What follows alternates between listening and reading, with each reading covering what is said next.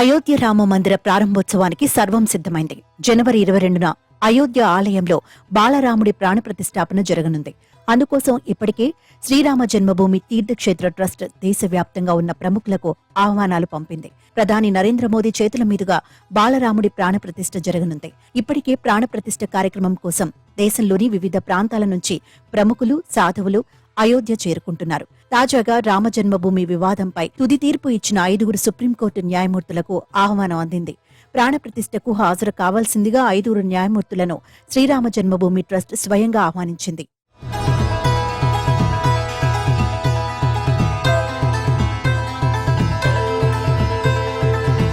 ఎన్నో ఏళ్లుగా వివాదంగా ఉన్న రామజన్మభూమిపై 2019 నవంబర్ 9న అప్పటి సీజేఐ రంజన్ గొగోయ్ నేతృత్వంలోని 5 సభ్యుల ధర్మాసనం చారిత్రాత్మక తీర్పును వెలువరించింది. ఈ ధర్మాసనంలో అప్పటి సీజేఐ రంజన్ గొగోయ్, ప్రస్తుత సీజేఐ డివై చంద్రచూడ్, మాజీ సీజేఐ ఎస్ఏ బాబ్డే, ప్రస్తుత AP governor S Abdul Nazeer, మాజీ న్యాయమూర్తి అశోక్ భూషణ్లు ఉన్నారు.